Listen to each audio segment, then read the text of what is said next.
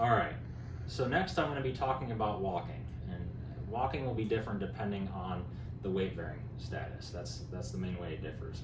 Before we get into the different weight bearing statuses, I do want to talk about walker height. So the general rule of thumb, if you have the patient within the walker and they put their arm straight down, you want the crease of their wrist to be at the handles. So in this case, this walker is about good size for me. So that's the general rule of thumb. Sometimes the patient does not find that comfortable. They want it up a couple notches higher or a couple notches lower. That's okay. The most important thing is patient comfort, but general rule of thumb is you want it to be at the crease of the wrist. All right, so in regards to weight bearing statuses, with the total hips and the total knees, they're going to be full weight bearing or weight bearing is tolerated. Where you're going to see the differing weight bearing is again with the hip nailings, so the hip ORIFs where they put a rod in the hip, or if the surgeon does something out of the ordinary, such as like a patellar tendon repair or Achilles tendon repair, and those will be few and far between. But for the Achilles tendon repair and the patellar tendon repair, that's typically a non-weight bearing. But I'm going to talk about what you'll see most, which is the hip ORIFs. Typically, those are either non-weight bearing or partial weight bearing. So I'm going to talk about the non-weight bearing first.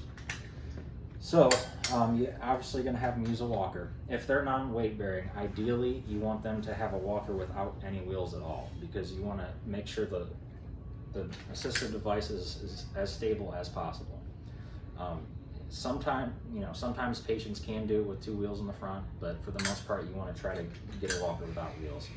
Unfortunately, the walkers that we have in the rooms do have wheels, so it's no big deal. You can do it with the wheels too, but when they go home, we try to usually send them home with a walker without wheels, just for safety purposes. So what you want to do, let's say I had again, we're going to go with the right hip. I had a right hip ORIF, okay, and I am non-weight bearing. So what that means is when I'm standing here, I cannot put any weight down through my right leg at all. So I can either hold it out in front, excuse me, out in front of me, out in the back, or right in the middle here. And basically you want to use the walker just like you'd use crutches, if you're familiar with using crutches. So you want to bring the walker forward a little bit, and then from here you want to put all your weight down through your arms, and then hop forward with the non-surgical leg. And you can just keep doing that. It's the same thing as crutches. The only difference is you're using your arms instead of your armpits to bear the weight. All right, so that's non-weight bearing. What I want to talk about next is we'll do partial weight bearing, which is also, you sometimes see that with the hip nailings as well. So partial weight bearing, what that means, we're going to say the patient can put 50% of their body weight through. Again, we're going to pretend that the right hip was affected. So how you want them to walk with partial weight bearing is this. You bring the walker forward first, and then you want to bring the surgical leg next. And then this is where it kind of gets tricky, and some patients don't really understand what to do. But walker first, surgical leg, and then from here, since they're only partial weight bearing and only supposed to put 50% of their body weight through their leg, you want the other 50% of your body weight to go through your arms. So this is what it looks like. Walker first, surgical leg, 50% of my weight through my arms, step forward with the left leg, which is the non-surgical leg. Walker, surgical leg, weight through the arms, left leg. Okay, so that's partial weight bearing. Toe touch weight bearing, that's another one. Toe touch weight bearing is tricky because it's essentially non-weight bearing. The only difference with toe touch weight bearing is they're allowed to rest their foot on the ground just for balance, but they can't actually put any weight through it. This one's confusing for a lot of patients because they think since they have their foot on the ground, they can put some weight down through it, but that's not the case. So what that looks like, it's very similar to non-weight bearing. But basically what it is you want to bring the walker forward, and then if they can bring their surgical leg forward, but they don't want to put any weight down, just to rest it on the ground. That's it. And once they have their surgical leg forward, they put all their weight through their arms, similar to non-weight bearing, and they want to hop with the non-surgical leg. Okay, so surgical leg forward, no weight through it at all your weight through your arms, hopping forward. That's toe touch weight bearing, and that can get kind of tricky. Sometimes what I'll do, if the patient cannot understand toe touch weight bearing, I'll just explain to them how non-weight bearing works, because it's essentially the same thing, and you won't be breaking any precautions by being safe and doing non-weight bearing.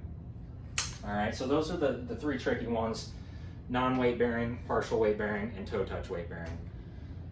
We can usually, if the surgeon wants a specific weight bearing status, they will put it in the order set, but we can also tell you guys, what their weight bearing status is, so everyone's on the same page. Last but not least, I want to go through full weight bearing and weight bearing is tolerated. Honestly, it's the same sequence. It's just a little bit easier, but because they can put down as much weight as they want. So again, we're gonna do the right leg, and it's the same sequence that I've been showing you all along. But you want to bring the walker first, and then from here you bring the surgical leg, put a little bit of weight through your arms, and then the non-surgical leg. They don't have to put weight through their arms. A lot of times it's a little bit more comfortable for the patient though, because when they bear weight through a new hip or a new knee, it is typically painful. So in order to decrease some of that pain, I sometimes have them bear some weight through their arms initially until they get used to walking. So walker first, surgical leg, a little bit of weight through their arms, then left leg. Now sometimes I'll get a patient up, for example, a knee replacement. Those tend to do pretty well, and they'll just be walking normally, and that's fine. If they're full weight bearing or weight bearing is tolerated, there's really no restrictions on how they want to walk. This is just a suggestion if they're having a lot of pain when they weight bear. If they're not having much pain when they weight bear, you can have them walk normally. There's no real sequence. It's just whatever they feel is comfortable. So yeah, I think that pretty much covers it.